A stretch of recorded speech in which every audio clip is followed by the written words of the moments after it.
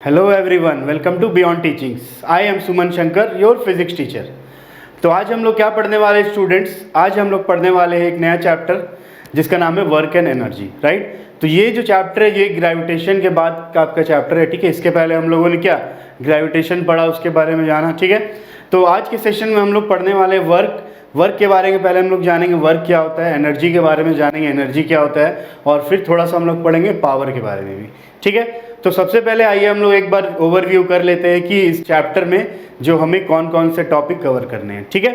तो सबसे पहले हम लोग पढ़ेंगे वर्क के बारे में कि वर्क क्या होता है, उसका डेफिनेशन जानेंगे, एसआई यूनिट ऑफ वर्क क्या होता है, ठीक है। फिर हम लोग पढ़ेंगे work done by a constant force के बारे में, क्योंकि वर्क करने के लिए सबसे ज़रूरी होता है फोर्स, ठीक है। तो उसके बारे में जानेंगे और फिर हम लोग मैथमेटिकल फार्मूला ऑफ वर्क जानेंगे, उससे रिलेटेड कुछ न्यूमेरिकल भी करेंगे, ठीक है। उसके बाद फिर हम लोग जानेंगे एनर्जी के बारे में, एनर्जी क्या होता है, उसको कैसे डिफाइन करते हैं हम लोग एनर्जी को, ठीक है। एसआई यूनिट ऑफ एनर्जी क्या होता है, टाइप्स ऑफ एनर्जी क्या होता है। तो टाइप्स ऑफ एनर्जी जनरली दो टाइप का एनर्जी हम लोग पढ़ते हैं, एक है पोटेंशियल, दूसरा है काइनेटिक।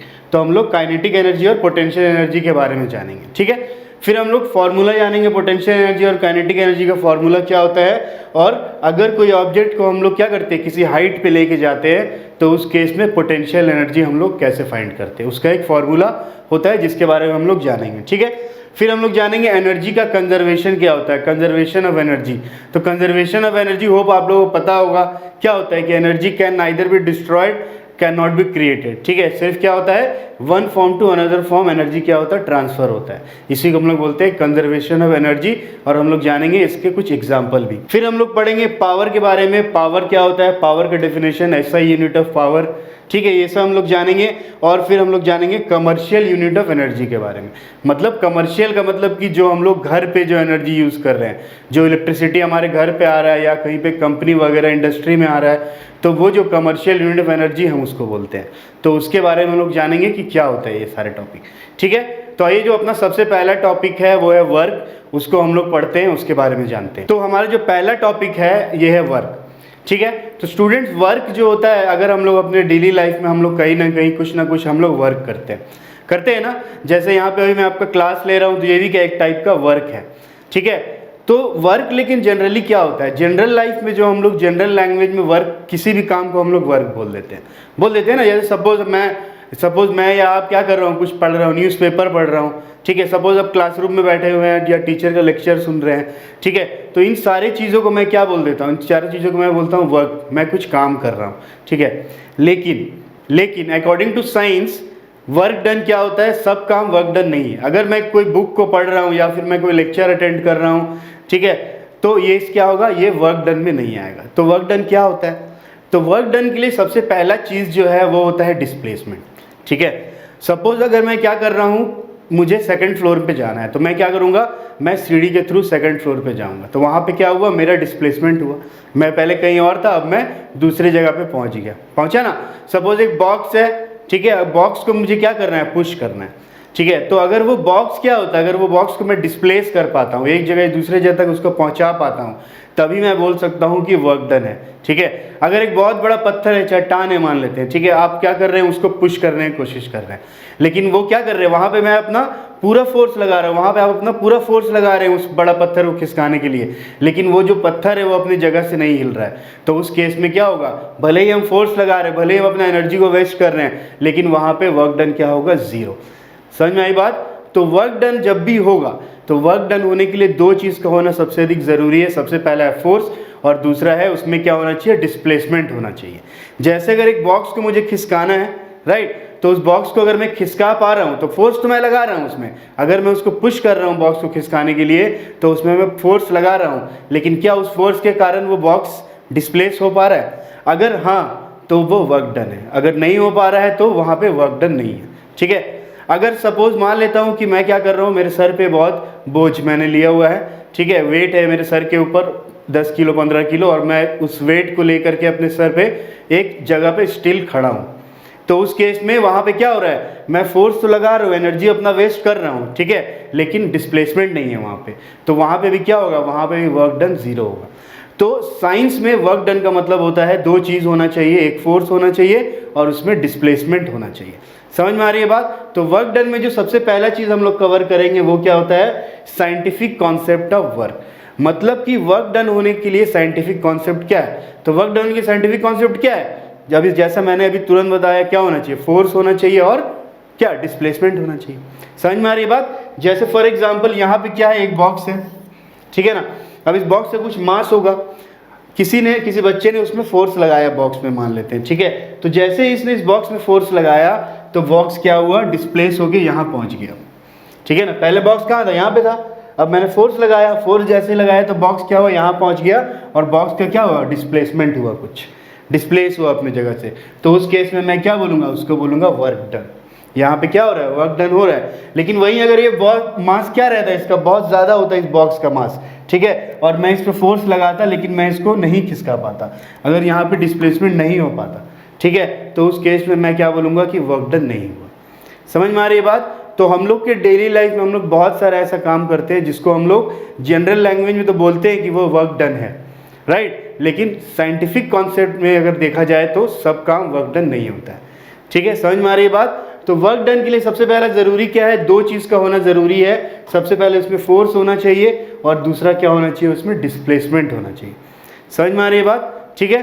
तो वर्क डन का अगर मुझे कोई डेफिनेशन पूछता है तो मैं सिंपली ये बोल सकता हूँ, क्या बोल सकता हूँ, तो work done is defined as the product of force and displacement, ठीक है। समझ में आ रही है बात। या फिर मैं ये भी बोल सकता हूँ, if a force is applied to a body and the body get displaced then we can only say that work is done. समझ में आ रही बात। तो वर्क के लिए फोर्स चाहिए और हमें क्या चाहिए, डिस्प्लेसमेंट चाहिए, ठीक है। मैथमेटिकली हम लोग वर्क को W से डिनोट करते हैं और उसको हम लोग लिखते हैं W is equal to F into S, ठीक है। W is equal to F into S. F means force, right, और S इज व्हाट, डिस्प्लेसमेंट। तो हम लोग जिस डायरेक्शन में फोर्स लगाते हैं उसी डायरेक्शन में क्या होता है, डिस्प्लेसमेंट होता है। तो वर्क का जो फॉर्मूला है ये आपको याद रखना है। क्या फॉर्मूला है, W is equal to F into S, right. ये फॉर्मूला आपको वर्क का क्या रखना है, याद रखना है, और इससे रिलेटेड न्यूमेरिकल हम लोग आगे पढ़ेंगे, ठीक है ना। समझ में आ रही है बात। दूसरी बात जो है वर्क के बारे में हम लोग बात करते हैं उसका SI यूनिट के बारे में। तो SI यूनिट क्या है, मैंने पहले भी आप लोगों को फॉर्मूला से SI यूनिट निकालना बताया कैसे निकाल सकते हैं, ठीक है। तो यहाँ से SI यूनिट निकालते हैं वर्क का। तो फोर्स का SI यूनिट होता है न्यूटन, डिस्प्लेसमेंट का SI यूनिट होता है मीटर, राइट। तो वर्क का SI यूनिट क्या होता है, वर्क का SI यूनिट होता है न्यूटन मीटर। समझ में आ रही बात, ठीक है। और न्यूटन मीटर का दूसरा नाम है जूल्स, ठीक है, क्योंकि वर्क का डेफिनेशन जिस साइंटिस्ट ने दिया उस साइंटिस्ट का नाम क्या था, जूल था, इसीलिए उसके नाम पे क्या होता है, हम लोग इसको जूल बोलते हैं। तो ऐसा unit of work is newton metre और जूल, जनरली इसको हम लोग जूल ही लिखते हैं। समझ में आ रही बात। उसके बाद क्या है, सबसे पहला next, work has only magnitude and no direction. Work क्या है, एक स्केलर क्वांटिटी है। समझ में आ रही बात। इसीलिए वर्क में क्या है, वर्क में मैग्नीट्यूड तो है पर उसमें डायरेक्शन नहीं होता है, ठीक है। फोर्स अगर हम लोग लगाते हैं किसी ऑब्जेक्ट पे, किसी बॉडी पे, तो क्या हो सकता है, जरूरी नहीं है कि वो एक ही डायरेक्शन पे जाए, वो किसी भी डायरेक्शन पे जा सकता है, जाता है ना। तो इसीलिए वर्क डन जो है क्या है, एक स्केलर क्वांटिटी है और इसमें मैग्नीट्यूड होता है पर इसमें डायरेक्शन नहीं होता है, ठीक है। उसके बाद में आता हूँ 1 जूल ऑफ वर्क के बारे में बात करते हैं। 1 जूल ऑफ वर्क का मतलब क्या हुआ, जैसे कि मैंने आपको बताया कि वर्क का ऐसा यूनिट क्या होता है, जूल होता है, राइट। तो अगर मुझसे पूछा जाए कि what is the definition of joule, तो जूल का डेफिनेशन में क्या बोलूंगा, जूल का डेफिनेशन क्या होगा, फोर्स इनटू डिस्प्लेसमेंट का मल्टीप्लिकेशन, है ना, यही होगा ना, न्यूटन और मीटर का मल्टीप्लिकेशन, ठीक है। तो अगर मैं बात करता हूँ 1 जूल वर्क के बारे में, तो 1 जूल वर्क कब होगा, जब फोर्स कितना होगा, 1 न्यूटन होगा, ठीक है। और 1 न्यूटन का फोर्स लगाने के कारण बॉडी में डिस्प्लेसमेंट कितना हो, 1 मीटर का डिस्प्लेसमेंट हो। जैसे कि फॉर एग्जांपल यहाँ पे जो एग्जांपल मैंने आपको दिया, यहाँ पे अगर मान लेते हैं फोर्स लगाया मैंने 1 न्यूटन, और इस 1 न्यूटन फोर्स लगाने के बाद क्या हुआ कि ये जो ऑब्जेक्ट था, ये जो बॉक्स था, ये डिस्प्लेस कितना हुआ, ये सपोज 1 मीटर डिस्प्लेस हुआ, ठीक है। तो उस केस में मैं क्या बोलूँगा कि जो वर्क डन है वो क्या है, 1 जूल ऑफ वर्क डन है। मतलब कि दोनों यूनिट होना चाहिए, मतलब फोर्स भी क्या होना चाहिए, 1 न्यूटन होना चाहिए और डिस्प्लेसमेंट भी क्या होना चाहिए, 1 मीटर होना चाहिए। तब मैं क्या बोलता हूँ कि जो वर्क डन है वो क्या है, वो 1 जूल ऑफ वर्क डन है, राइट। तो कभी कभी एग्जाम में क्या होता है, शॉर्ट क्वेश्चंस में ये पूछ दिया जाता है कि डिफाइन 1 जूल। तो इसके आंसर में क्या लिखूंगा, when a force of 1 newton displaces an object by 1 metre along the line of action of the force, ठीक है। मतलब अगर 1 न्यूटन का फोर्स लगाने से कोई ऑब्जेक्ट क्या हो 1 मीटर डिस्प्लेस हो along the line of action, मतलब जिस डायरेक्शन में फोर्स लगा रहा हूँ उसी डायरेक्शन में डिस्प्लेसमेंट होना चाहिए। समझ में आ रही बात? तो उस केस में मैं बोलता हूँ कि 1 जूल ऑफ वर्क डन हुआ है। ठीक है, अब हम लोग बात करते हैं वर्क डन क्या होता है। कभी पॉजिटिव हो सकता है, कभी नेगेटिव हो सकता है। कैसे पॉजिटिव हो सकता है और कैसे नेगेटिव हो सकता है, इसको हम लोग इस एग्जाम्पल से समझ सकते हैं। ठीक है, यहाँ पे मैंने 2 एग्जाम्पल दिए हैं। इसमें क्या हो रहा है, फर्स्ट वाले एग्जाम्पल में क्या हो रहा है कि बॉडी क्या हो रहा है, इस डायरेक्शन में पहले कुछ स्पीड है बॉडी में, सपोज मान लेते हैं। ठीक है, एक बॉडी क्या कर रहा है, मूव कर रहा है यूनिफॉर्म स्पीड से, तो डिस्प्लेसमेंट है इसका इस डायरेक्शन में। अब मैंने क्या किया कि इस बॉडी को, इस ऑब्जेक्ट को रोकने के लिए मैंने एक फोर्स लगाया अपोजिट डायरेक्शन में। ठीक है, ये आपको पता है कि अगर कोई ऑब्जेक्ट मूव कर रहा है तो उसको रोकने के लिए अपोजिट डायरेक्शन में फोर्स लगाना पड़ता है ना। तो मैंने क्या किया कि ये ऑब्जेक्ट इधर मूव कर रहा था, मैंने क्या किया इस पे, इसको रोकने के लिए इस पे फोर्स लगाया अपोजिट डायरेक्शन में।